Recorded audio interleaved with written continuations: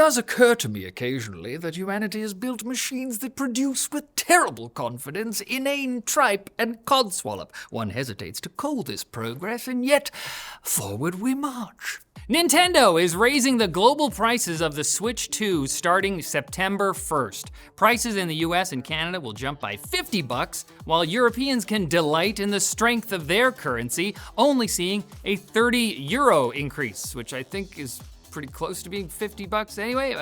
Haven't checked. 48.35 Canadian, okay, pretty close.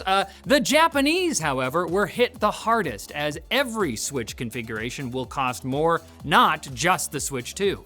Nintendo Switch Online is also going up in Japan and South Korea starting July 1st. Nintendo blames the changes on market conditions, which is another way of saying the AI boom has been hoovering up every memory chip on Earth and feeding them to chatbots that have mostly helped people write LinkedIn posts. LinkedIn users are happy though. To be fair to Nintendo though, Sony already hiked the PS5 price back in March, so Nintendo's just following suit. Xbox also had some price hikes recently, but no one buys those. So. Unsurprisingly, Nintendo expects sales to dip 17% compared to last year. Well, at least it seems like they know what they're doing, and that's reassuring. French prosecutors have escalated their probe into Elon Musk and the platform formerly known as Twitter to a full criminal investigation. The probe kicked off in January 2025 over allegations of Musk using X for political manipulation, and it then ramped up when Grok went Mecha Hitler and started generating deepfakes and CSAM at the end of last year. Very cool.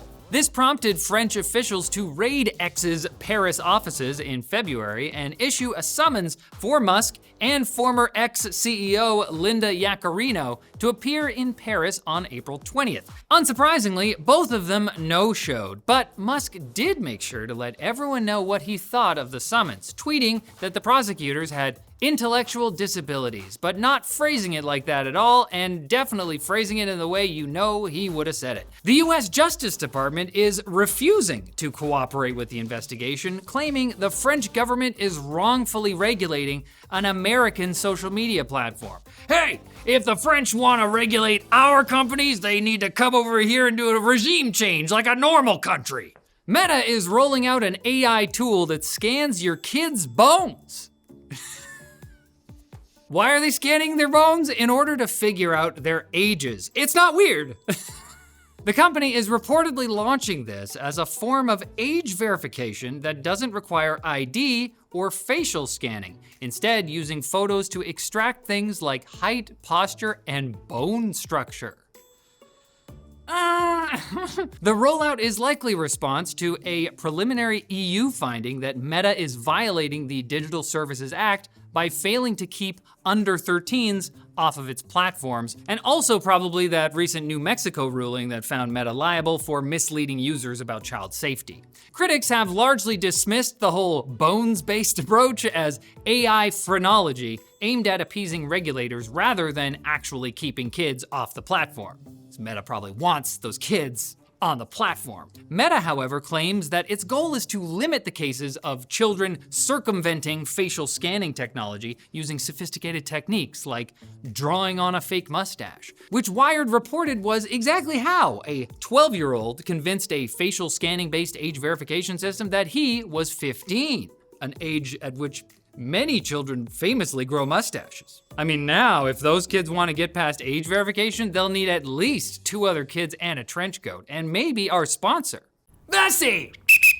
Yellow card, penalty, inappropriate footwear for this weather. If you're gonna be on a field this slippery and wet, you're gonna wanna be wearing Vessi's Weekend Neos. They're lined with Dymatex, which Vessi says is both breathable and 100% waterproof. So your knee-high soccer socks will stay bone dry no matter how slushy or sloppy it is on the pitch.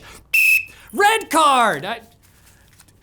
You're wasting time lacing your shoes. Vessi's heel loop lets you slip your shoes on without messing with laces. So you can go from lounging barefoot on the bench to playing hard in this wet, slushy game in seconds. And since they're very compact, they'll fit even the thinnest of duffel bags. So you've got no excuse to leave them at home.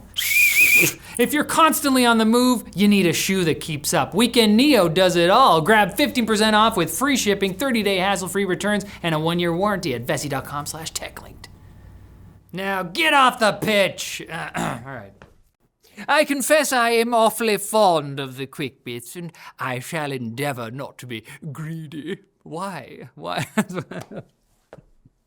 TCL showed off a display panel with a refresh rate of just 0.01 hertz. That's one frame every 100 seconds, as opposed to 1 hertz, which is just one frame every second. LG only just started rolling out those 1 hertz panels, but TCL wanted to top the competition and move 100 times slower. The display uses 12 independent zones to swap between 120 hertz and basically a static image. Yeah, and TCL estimates it could add over an hour of video playback. It's the ideal display for watching paint dry in stunning 4K. The hacking group ShinyHunters has infiltrated the widely used Canvas learning portal for thousands of schools, including prestigious organizations like Harvard, Columbia, and Princeton.